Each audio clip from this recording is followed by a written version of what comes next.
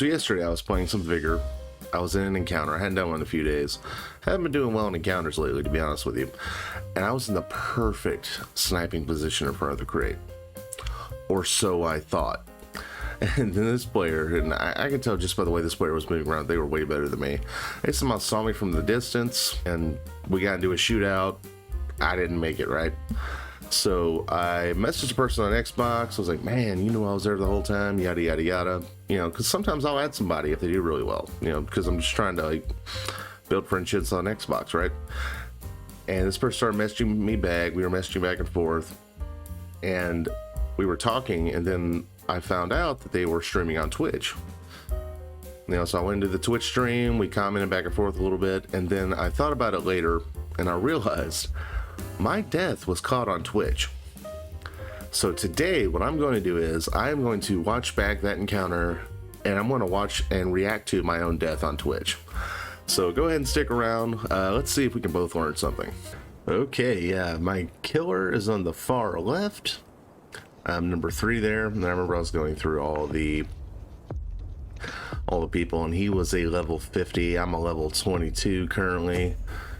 He was far and away the highest ranked player in the match. And yeah, I remember thinking, like, okay, I really hope I avoid that guy. Let's try it again. Yeah. 9 people. Yeah, 9 people on this one. Whenever it's 12, especially on a smaller map, like Anakin or Anakin, however you pronounce it, it can be tough when you have a full 12-person lobby. Because if you have more experienced players and know where the spawn points are, sometimes they'll run straight for you and pop you. That's happened to me before. He didn't do that though. Yeah, I was right next to that little village by the exit in the northwest corner. So in the beginning I went into those buildings. I got some fertilizer. Really wasn't a whole lot there. And, I made my way toward the ship. I was considering going for the crate, although in a moment you're going to understand why I avoided it.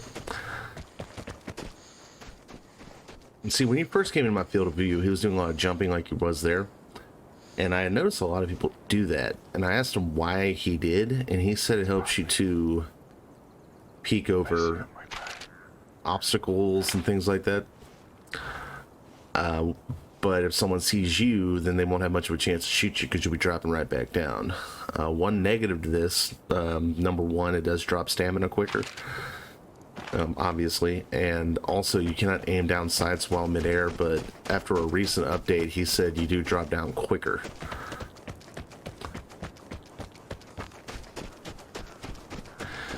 You know, before deciding to record, I actually went back and watched my first Vigor video, the one I did on Switch. And Switch and... see, there's some bombs dropping there. So I made sure to avoid that area. See, that person shot at him. He fired back. See that? As soon as I heard that, I knew not to go. But what was I saying? Also, the alarm typically goes off on the container whenever you shoot the lock as opposed to opening it, because shooting is quicker, but they want you to do the combination. But yeah, I went back and watched that first video I did, and Switch and Xbox, they have crossplay together, but I did so many things because in those encounters that I could never get away with now. I suspect they put inexperienced players together to make it easier for them. Get the hiccups, excuse me. But I have no real way of knowing, because at the time I didn't know how to check the rank of the people you played with. It's good. Bear in mind, I'm watching this in 1080p, although he's on Xbox Series X, so he has 4K. So maybe he had an easier time seeing it, but I'm pretty sure I would have missed that guy. One thing he recommended, if someone's shooting at you, get behind cover immediately. I like that skin in that rifle. Half of it's white, so it kind of helps you blend in a little bit better. Because you notice the outfit I wear, it's great for wooded areas. Like there's times where I'm crouching it like close to a bush or something, and people just run right by, not even knowing I'm there, assuming I'm still. But in this area, I'm a sore thumb, man. Okay. I need to let my coins save up. Now I'm a little bit in a better position. Where's the disrupt? Yeah, I need to let my coins save up so I can get like white outfits, because there's a lot of like white face paint a lot of people wear, which would be very helpful in this area. But to the left. But to the right. No. See, here's that barn from those shootouts. Not shootouts, eliminations. Gotta see what that guy was carrying. Bear in mind, I'm not the one that fired. He doesn't run into me until toward the end. I'll let you know when that happens, but... The one quick thing about the barn section of elimination, it's both the best and worst map on elimination mode, because if you and your team work together and you just both run straight for the barn, if 3 or 4 of you can get up there and stay, you're almost guaranteed to win, because that's an objective that's really hard to get to at the last minute. Problem is, almost no one does it. Or like, you're all up there and you're all watching your corners and it's looking good, and then people get bored and leave. So it's great in that regard if you can get together, but it's bad because, number one, a lot of people don't do that. Number two, it kind of takes the fun out of it. My favorite map on elimination is probably the section of this map that has the little yellow house in the middle, because there's like an obstacle to get to the objective, but My god, dude was... you're not incentivized to stay there so much. See, at this point, I am on the side of the boat. If he opens a map, I can tell you, because there's an exit right by the boat. I'm on the opposite side at around this time. Oh, he was the one that launched the second round of mortars. Okay.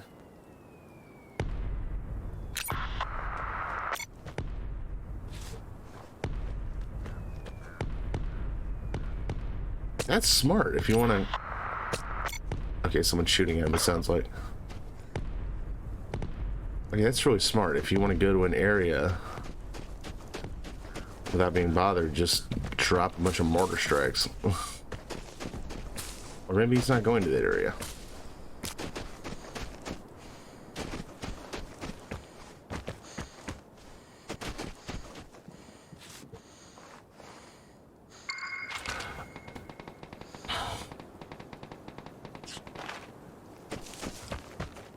Oh, okay. I haven't done the portable signals detector a lot. I don't bring a lot of consumables with me. Maybe I should, though.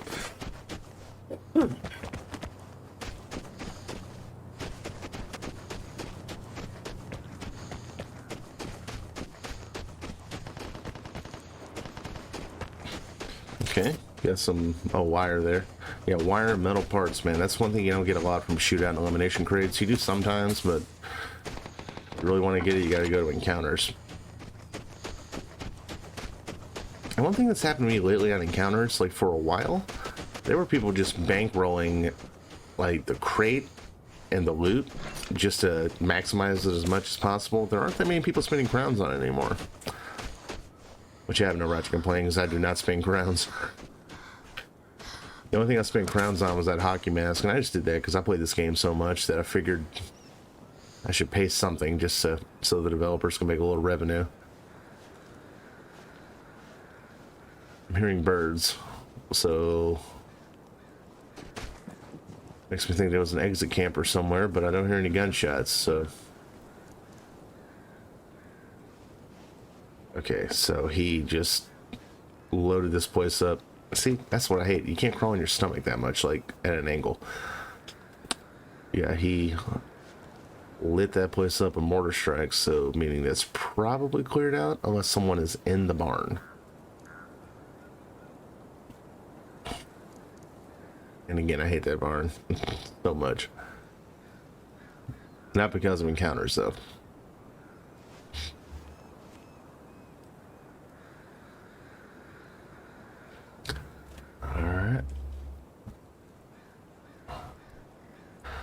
I know at one point I found a signals detector and Planes loot. near. Get ready for the airdrop. Okay, I wasn't the one that detected him there. So now at this point, this is where I first saw him, I believe. Because I saw some jumping and then he disappeared. This may have been when he fell out of my field of vision when he laid down. Oh, there's a person there. I know you saw me. I know you saw me. Yeah, this next person does not stand a chance unless he ran away.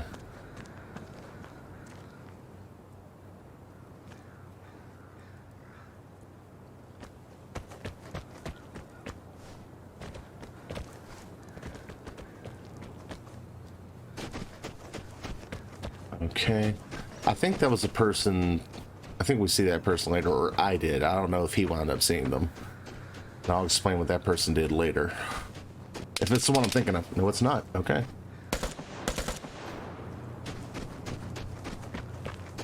Okay. Now, at this point, I'm in a prime sniping position. That crate is right next to that boat. And I'm trained on it, but I do notice him from time to time. Now, I didn't see him here, otherwise I would have shot him.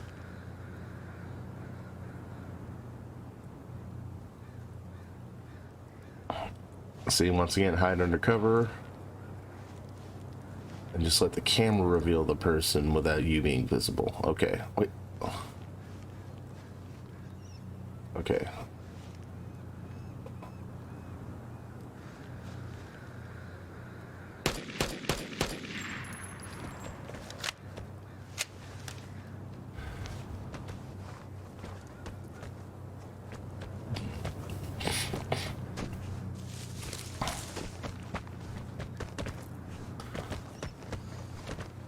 Okay. See, there's that swivel. I'm guessing that's done so it'd be hard to get sights on you. And believe me, he does make it hard to get sights on you because I could not do it. I mean, this title of this video indicates that he did kill me, so obviously I didn't do a good job, but... Okay.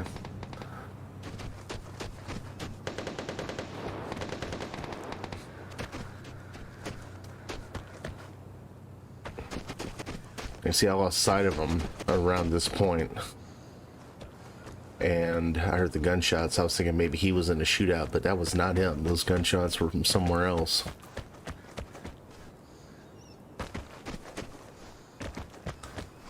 See, I'm more of a run away from a shootout. What is... Oh, that's the fake glint. Okay. I've never used my fake glints, but basically you see that glint and you think someone's got sights on you when they actually don't. Although, when I go into my discussion with him and how he knew where I was, I now know to use those if I have them.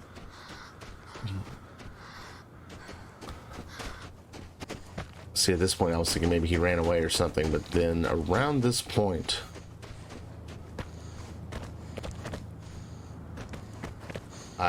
Okay, you can kind of see me. Well, you could for a moment. Okay. Notice on the left. Oh, there it is. He saw my glint. Yeah, let's go. Let's watch that back. Now, bear in mind, Twitch was being very uncooperative with my internet. Even at 1080p, it was buffering every other minute. I could watch 1440p 60 on YouTube. I don't know what the deal is, so I did go to a third-party website to download this. Oddly enough, they're actually shutting down on April 1st, so I would give you a link, but it wouldn't matter. Let's go back a little bit. All right. Now, if you look, as soon as we go to the left, you see the glint from my... See the glint from my gun.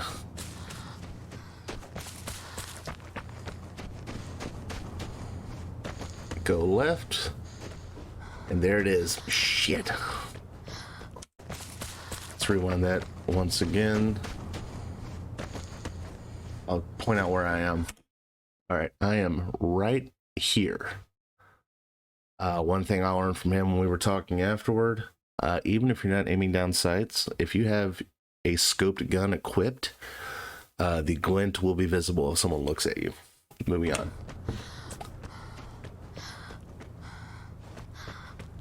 Don't sip in this G fuel while I get massacred. See, at this point, I couldn't find them. Now you hear the countdown clock. That means radiation's coming. Some people will panic and just run straight to the crate when that happens. Not this guy. I was hoping he would. See, he popped me. I'm still alive. I'm trying to scoot away. I got behind that rock there. And I was... Shit, there's my glint again. See, I was hoping I would get behind that rock and he would think maybe he killed me or something and go for the crate. Not what happened. So now, using the camera, even though I'm behind cover, I am having sight of him. He's out of my sight here. See, I see him now. I thought I had him. It doesn't look like it, but those bullets were fairly close. Now the radiation's bad enough to where it's affecting us. I'm trying to back up. Did not matter. I got popped. Got popped. And now he's looking to see what goodies I have. Although I have some encounter anxiety. You can borrow that term if you want. So I didn't do a whole lot of looting. Because once I saw that I was like around this area and I saw that someone had used a tower to move the drop. Ugh. Goddamn, I'm so tongue-tied here.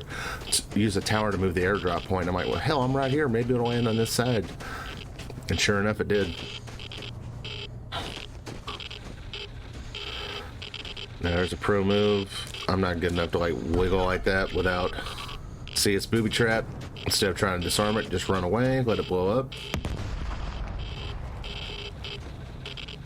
See, whenever I try to wiggle like that, whether I'm trying to get a crate or do the objective at an elimination, I always go too far away and end up having to start over. Alright, so he has the crate. And I believe that's a pill to slow down the effects of radiation. Now, for those of you who know Vigor maps well, you know that there was an exit just on the other side of the boat. You can get there in about 30 seconds if you sprint. Yeah, see, he's dying and he knows it. The problem is the inside of the boat has a lot of hiding places. And after he dies, because I spectated this, after he dies, I goes to spectating. That guy he got into a shootout with by the barn was sitting there camping right by that thing, right by the opening. And see, here he is right here. He spectated it. I don't know if that picked up. He used some words that... yeah, he had some choice words for this guy.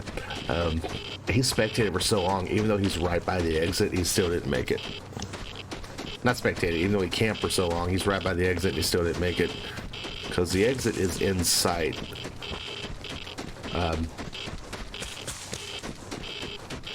Yeah, you go a little bit further. It's like right there where that little yellow thing is.